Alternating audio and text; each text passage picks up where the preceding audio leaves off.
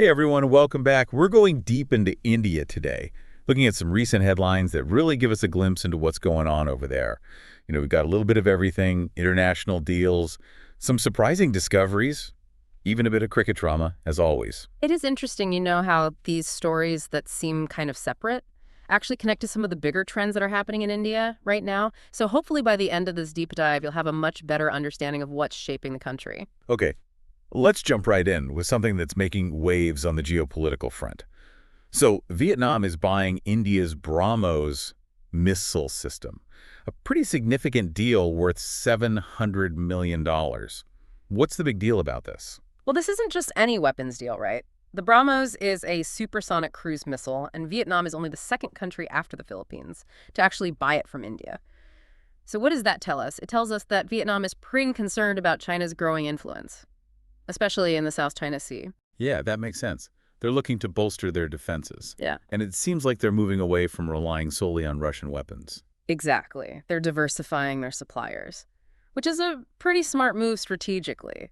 But it does raise some interesting questions. How will China react to this?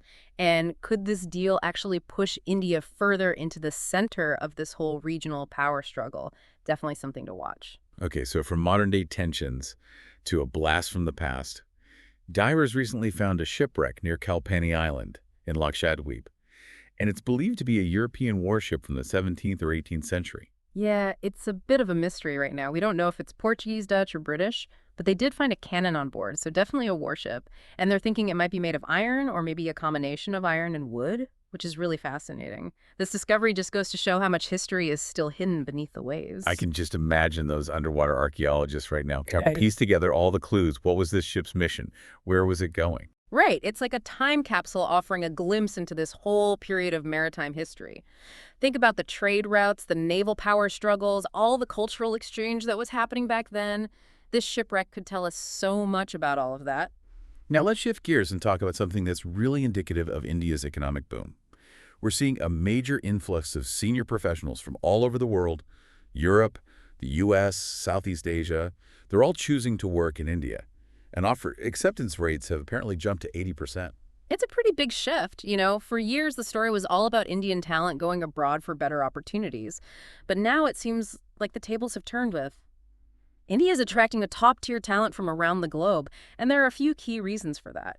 Well, for one, India's manufacturing sector is booming right now across so many different industries. Yeah. It's creating this huge demand for specialized skills that they can't always find locally. Right. And then you have this China plus one strategy that many companies are adopting. They're looking to diversify their supply chains beyond just China. And India, with its skilled workforce and its growing economy, it's becoming a really attractive alternative. Well, that's not just made in India anymore. It's brain power in India as well. Yeah. It's a sign of India really becoming a global hub, wouldn't you say? Absolutely. And the big Indian conglomerates like Tata Reliance, Adani Vedanta, they're really driving this trend. They're offering competitive packages, and they're actively seeking out global leadership talent to fill these key roles. Okay, so we've got this positive economic story, Mm. but there's a darker side that we need to address as well. Yeah. India is facing a growing problem with methamphetamine and cocaine use, especially among young people. And it's a trend that's causing a lot of concern. Yeah, it is worrying. And it's not just about casual use either. Recent drug busts in New Delhi and Gujarat, they've actually exposed these sophisticated smuggling operations and the involvement of international syndicates. The scale of it is really alarming. So we're talking about a serious, organized effort to get these drugs into the country. What's driving the demand side of things, though? Well, there are a few factors at play, I think. Young people in India have more purchasing power now than ever before. Lifestyles are changing. There's a growing influence of global trends. And all of this contributes to the increasing demand for these drugs. So it's not an isolated issue. It really reflects these broader societal shifts that are happening. What's being done to tackle this problem, though? Well, the government is taking it seriously. They're enhancing coordination between different agencies to try and disrupt these smuggling networks. But it's a complex issue, right? It requires a multi-pronged approach. You have to address both the supply and the demand side. Prevention and education are just as important as law enforcement in this case. It's a reminder that even as India experiences this rapid economic growth, it's also grappling with some serious social challenges that need urgent attention. Now, on a different note, let's talk about a story that highlights the complexities of identity and representation in politics. This is about the Samosa Caucus, as it's been dubbed. This group of Indian-American lawmakers in the U.S. Congress. A photo of them celebrating their growing presence actually sparked a lot of controversy. Yeah, the image was shared by Congressman Ami Bera, and it showed 6 Democratic lawmakers, Ami Bera himself, Rokana, Raja Krishnamurthy, Pramila Jayapal, Shri Thanadar, and Suhas Subramanyam. And it immediately sparked a wave of criticism, some of it really hateful. Yeah, some people questioned their loyalty to the U.S. They even demanded stricter laws on eligibility for federal office based on whether someone was born in the U.S., which is kind of ironic because most of these lawmakers were in fact born in the U.S. It seems like a backlash against the visibility and success of minority representation. And it raises some uncomfortable questions about what it really means to belong and be accepted in a diverse society. Yeah, you're right. It's a reminder that despite all the progress we've made, certain prejudices and biases still persist. And the backlash against the Samosa Caucus really highlights the need for ongoing dialogue and education to combat these biases and create a truly inclusive political landscape.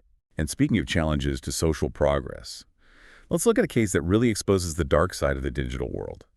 A 23-year-old man from Delhi was arrested for defrauding over 700 women on dating apps. This is a classic catfishing case, but the scale of it is just shocking.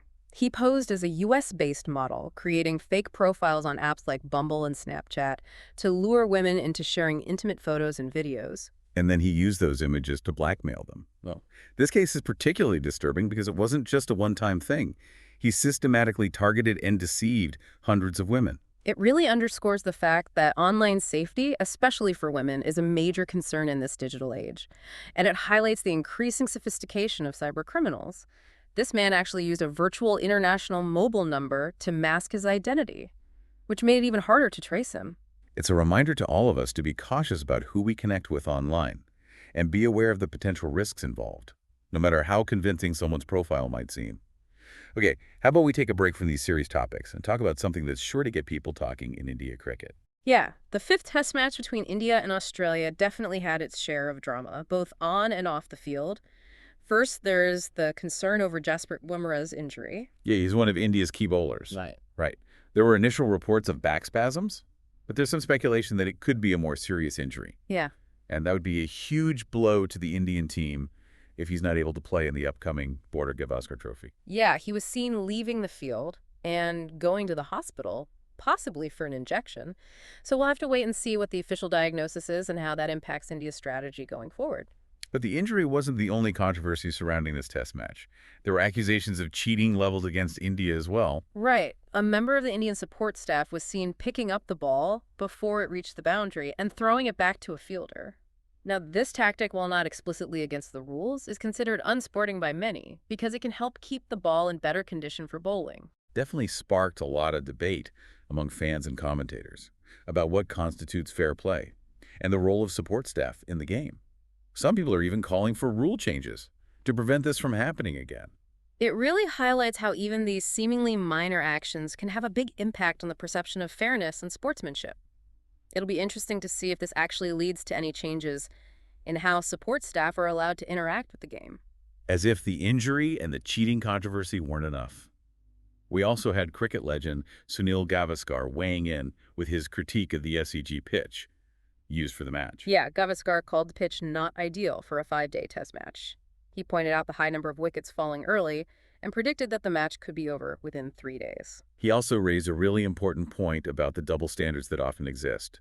When it comes to these pitch discussions, he argued that if the same situation were to occur on an Indian pitch, the criticism would be much harsher. His point is that Indian players are willing to adapt to the challenges of playing on different pitches overseas, and they expect the same understanding and respect when teams come to visit India. It's a valid point. It touches on this broader issue of how playing conditions can really impact the game. Now, for our final story in this section, let's shift to a more humanitarian perspective and talk about Nimisha Priya, an Indian nurse who's currently on death row in Yemen. Her story is truly heartbreaking. She was sentenced to death in 2017 for the murder of her former business partner, whose body was found in a water tank. Now her family and supporters are desperately trying to raise what's called blood money to secure a pardon from the victim's family. Right. Blood money is a payment made to the victim's family in some legal systems, often as a way to avoid capital punishment or to achieve some kind of reconciliation. It's a complex and often controversial practice. Yeah, Nimisha's mother is actually in Yemen right now, tirelessly working to try and negotiate this pardon. But it's a race against time. The Indian government is providing consular support, but ultimately the decision rests with the victim's family. It's a stark reminder of how different legal systems operate and the challenges faced by those who are caught in these situations. It's a poignant example of the human cost of these legal battles and the desperate hope for clemency in what can seem like hopeless situations. Okay, now let's end this part of our deep dive on a lighter note, shall we? Let's talk about an American influencer who's been sharing her struggles with adapting to Indian dinner party traditions. Ah, yes. Kristen Fisher. She moved to India back in 2021, and she's been documenting her experiences, including the sometimes baffling world of Indian social customs. Yeah, dinner parties seem to be a particular source of amusement and bewilderment for her. She was used to the meal being served right away, but in India there's often a lot of socializing and chatting before the food even makes an appearance. Right, and she also finds it strange that guests often arrive fashionably late and don't seem to be in any rush to actually dig into the food, which, to be fair, can be confusing if you're not used to those norms. Her observations about this cultural difference have gone viral on social media, sparking a lot of laughter and conversation. It's a lighthearted but insightful look at how cultural norms can vary so drastically, and how even the most mundane activities can become this source of cross-cultural learning. It's a reminder that navigating a new environment is a journey. It's full of challenges, but also these delightful discoveries. And sometimes the most profound lessons come from the most unexpected places, like a dinner party. And with that, we'll wrap up part one of our deep dive into India. You know, it's funny how something as simple as a dinner party can really become like a window into a whole other culture. Kristen Fisher's experiences really highlight those little things you just wouldn't expect that can catch you off guard when you're in a new environment. Yeah, it's a good reminder that cultural exchange isn't always about these big grand gestures or formal learning. Sometimes it's those everyday interactions that teach us the most. Speaking of cultural nuances, we were talking earlier about the cheating accusations in that India-Australia test match. The incident with the support staff member and the ball? Yeah, that one. Yeah, that sparked a lot of discussion, for sure. It did. And it made me realize that, there's a lot more to those rules in cricket than meets the eye. Well, that's the thing, right? What some people might see as straight up cheating is sometimes just a matter of interpretation, Yeah. or maybe like an unwritten rule of the game.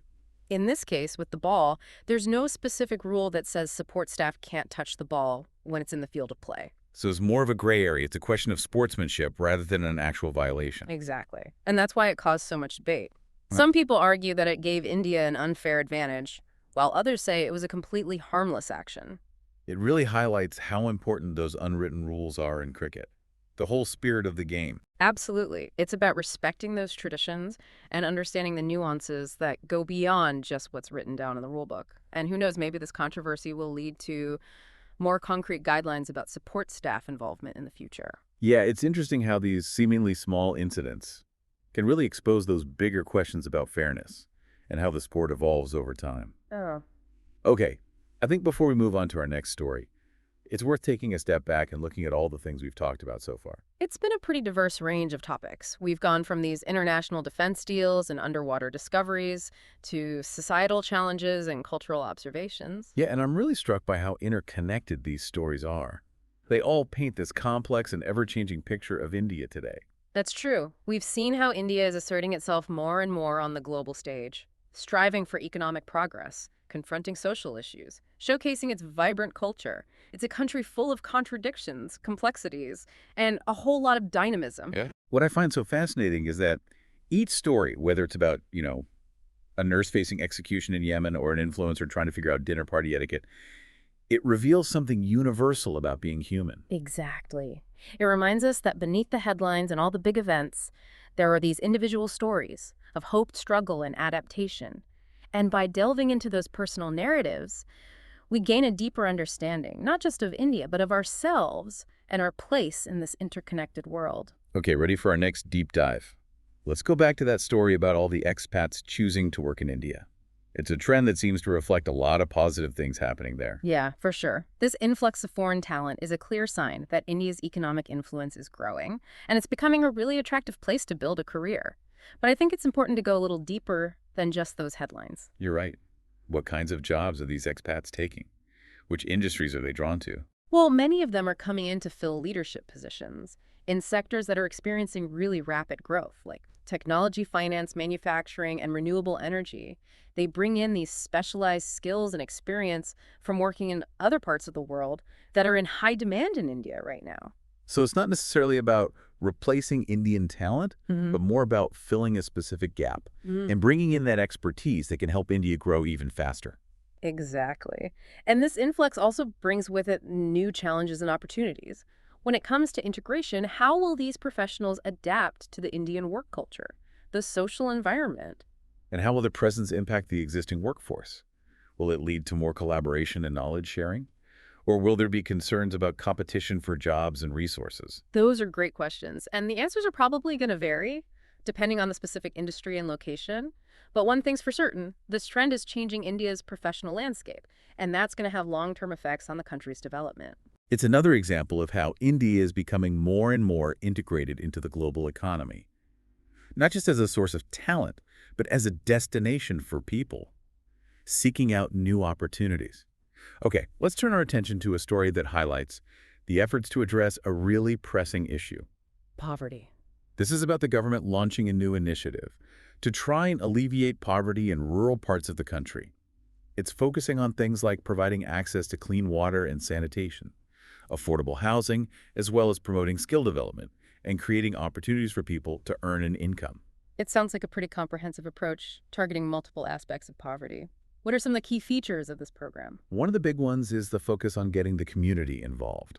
It's about empowering people at the local level to identify what they need and be a part of creating and implementing the solutions. That's a really important aspect. It ensures that those solutions are tailored to the specific challenges that each community is facing. Right. It's about moving away from that top-down approach and recognizing the knowledge and the resilience that already exists within those communities. I also noticed that technology is a big part of this initiative. Yeah, the government wants to use technology to make education, healthcare, and financial services more accessible to people in these rural areas. They're talking about things like telemedicine platforms, online education resources, and mobile banking. It's about closing that digital gap and making sure that rural communities can benefit from the power of technology. Exactly. And on top of all that, this initiative also emphasizes sustainability. It's about promoting eco-friendly practices, encouraging people to use renewable energy sources, and creating livelihoods that are both economically viable and environmentally responsible. It's a holistic approach that recognizes how interconnected these issues are: poverty, environmental degradation, and social development. Exactly. And while it's still early days to see what kind of long-term impact this initiative will have, it's a significant step in the right direction. It's about addressing the root causes of poverty and creating a more equitable and sustainable future for those rural communities. Now, for a story that will probably resonate with anyone who's ever felt Yeah. that urge to just pack a bag and explore the world, Yep. let's talk about the growing trend of solo female travel in India. Yeah, this is really interesting. It reflects this growing sense of independence and empowerment among women in the country.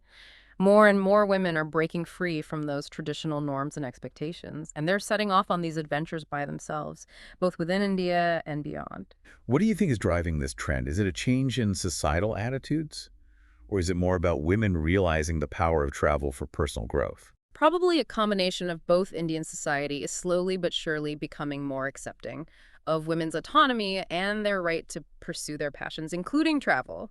At the same time, there's this increasing recognition that travel can be such a powerful tool for self-discovery, personal growth, and breaking down those limiting stereotypes. It's about challenging the idea that women need to be accompanied or protected when they travel. Exactly. These women are proving that they can navigate the world on their own, and they're inspiring so many others to do the same. It's also interesting how this trend is actually creating a whole new industry geared towards solo female travelers. That's true. We're seeing more and more women-only tour groups, female-friendly accommodation options, and travel agencies that are specifically designed to create safe and empowering experiences for these adventurous women. It's about recognizing the unique needs and concerns that women might have when they're traveling solo and building a supportive environment where they can feel confident and secure while exploring the world. This isn't just about travel, though. It's about changing those deep-rooted societal norms, promoting gender equality, and empowering women to claim their space in the world.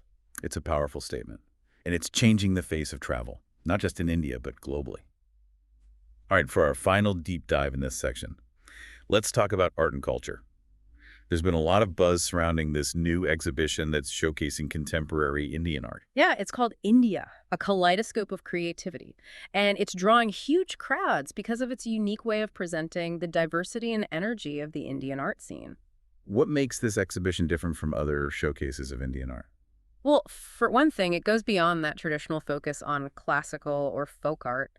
It's all about celebrating the work of both emerging and established artists who are pushing boundaries and experimenting with all these different mediums and styles. So it's like a celebration of innovation, reflecting how the art scene in India is evolving because of global influences and contemporary trends. Exactly. You'll see everything from digital installations and performance art to sculptures made from recycled materials and paintings that blend those traditional techniques with modern aesthetics. It sounds like a feast for the eyes.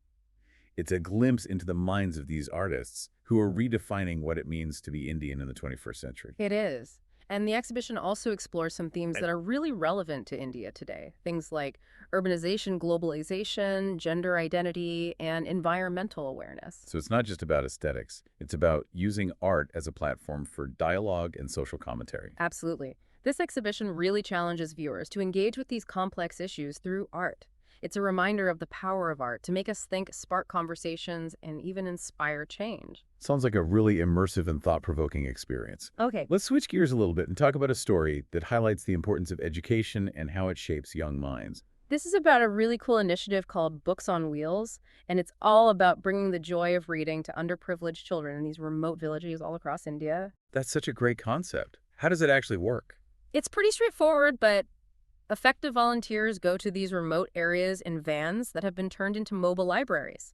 They're stocked with a whole variety of books for different age groups and interests. So they're bringing the library to the kids who wouldn't normally have access to one. Exactly. And they don't just drop off books. They organize reading sessions, storytelling workshops, and interactive activities to really foster that love of reading and encourage those kids to explore new worlds through books. It's about making learning fun and accessible, breaking down those barriers to education, and nurturing a generation of curious and engaged young minds. Absolutely. And this program has already made such a difference in the communities they're working with. Not only are those children developing a passion for reading, their literacy skills are improving. They're expanding their knowledge and gaining confidence. It really shows the power of education and the importance of programs like this in creating a more equitable and enlightened society. Speaking of initiatives that are making a difference, let's talk about the sustainability movement that's gaining traction in India. Yeah, this is a global movement, but it seems especially relevant in India, given the environmental challenges the country is facing. Absolutely. India is a country of contrasts. On one hand, it's got incredible biodiversity and rich natural resources. But on the other hand, it's struggling with pollution, deforestation, and the very real impacts of climate change. So how is this sustainability movement playing out in India? What are some of the things people are doing? Well, there's this growing awareness that we need to reduce waste and conserve resources. So people are making changes in their everyday lives, like using reusable bags and water bottles, composting food scraps, and trying to reduce their energy consumption. It's about making those small but meaningful changes in our habits. Exactly. And we're also seeing more and more interest in sustainable fashion. Designers are incorporating things like recycled materials, organic fabrics, and ethical production practices into their work. Yeah, it's about recognizing the impact of our clothing choices and making conscious decisions that align with our values. And then there's the whole movement towards sustainable agriculture. Farmers are switching to organic farming techniques, using natural fertilizers and pesticides, and trying to promote biodiversity on their farms. It's about moving away from those industrial farming practices. That can be really harmful.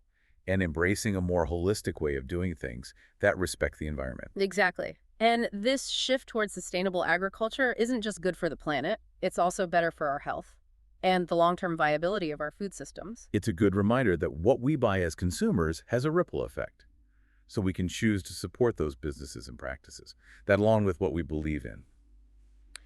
Okay, let's talk about a story that highlights the importance of innovation and using it to tackle those bigger societal challenges. This is about the rise of social entrepreneurship in India. These are individuals and organizations that are using business principles to create positive social change. It's a really exciting concept. It combines that entrepreneurial spirit with a genuine commitment to making a difference.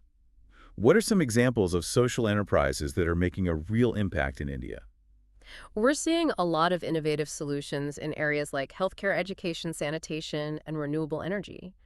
There are companies developing low-cost diagnostic tools for people in rural communities, providing affordable education through online platforms, creating sustainable sanitation solutions for slums. It's about recognizing that business can be a force for good. It's about using creativity and innovation to come up with solutions that benefit everyone, especially those who are often overlooked. Exactly. These social entrepreneurs are proving that it's possible to create a successful business. That's also socially responsible. It's a great reminder that innovation isn't just about fancy gadgets or technology. It's about finding new ways to solve problems and make the world a better place. And in India, this movement is really taking off. There are incubators, accelerators, and funding opportunities popping up all over the place to support these social entrepreneurs and help them make an even bigger impact. It's a really exciting time for social innovation in India. It's inspiring to see so many talented individuals and organizations coming together to create positive change. And with that, we'll wrap up part 2 of our deep dive into India. And we're back for the final part of our deep dive into India.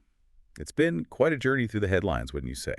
We've covered so much ground, from international relations and economic trends to social issues and even those fascinating cultural observations. It really has. And you know what's striking to me is how these stories, while they might seem different on the surface, they all come together to paint this really multifaceted picture of India today. We've seen the country's global ambitions, its internal challenges, the way its culture is shifting, all these narratives kind of intertwining to reveal a nation that's constantly evolving. I think a lot of people listening might be wondering, why should we care so much about what's happening in India? What makes these stories relevant to us, beyond just understanding a country that might feel far away? That's a great question. And there are a few reasons why this matters. Firstly, India is becoming a global powerhouse, right? It's a major player in international relations, a growing economic force, a cultural hub. Whether we realize it or not, the decisions made in India have an impact on all of us. It really is a smaller world these days. What happens in one part of the world definitely has ripple effects everywhere else. Exactly. So staying informed about what's happening in India, it's not just about keeping up with the news. It's about understanding these larger forces that are shaping our interconnected world. And beyond the geopolitical stuff, India offers a fascinating perspective on how a nation grapples with these challenges that we're all facing. Things like economic inequality, climate change, and the rapid pace of technology. Those are issues that are at the top of the agenda everywhere. You're absolutely right. The way India approaches these problems, its successes and its failures, it provides valuable insights for the rest of the world. It's like a giant testing ground for solutions and ideas that could have a global impact. So it's not just about observing what's happening in India. It's about learning from those experiences, drawing parallels, and maybe even finding inspiration for how we can tackle similar issues in our own countries and communities. Absolutely. And let's not forget the incredible richness of Indian culture. The food, the music, the art, the spirituality. Engaging with these aspects can truly enrich our lives in so many ways. It's all about expanding our horizons, challenging our own perspectives, and embracing the beautiful diversity of human experience. Even something as simple as that story we talked about with Kristen Fisher struggling with dinner party etiquette. It sparked so many conversations about those subtle but important cultural differences. Her experience was a perfect example of how even in everyday situations, engaging with another culture can be so eye-opening and entertaining. So as we wrap up this deep dive, I think the takeaway is clear. India matters. It's a nation that's on the move, shaping the world in profound ways. And its story is one that we can't afford to ignore. Couldn't agree more. And I hope this deep dive has given you a better understanding of this incredible country. Now I want to leave you with something to think about. As you continue to explore and learn about India, imagine India 10 years from now. How do you think its role in the world will have changed?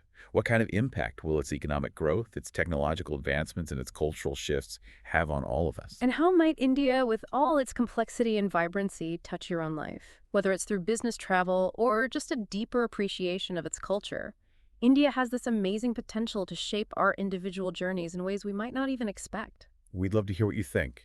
What surprised you during this deep dive? What resonated with you? What sparked your curiosity? Keep exploring, keep learning, and keep diving deep into these fascinating topics. Until next time.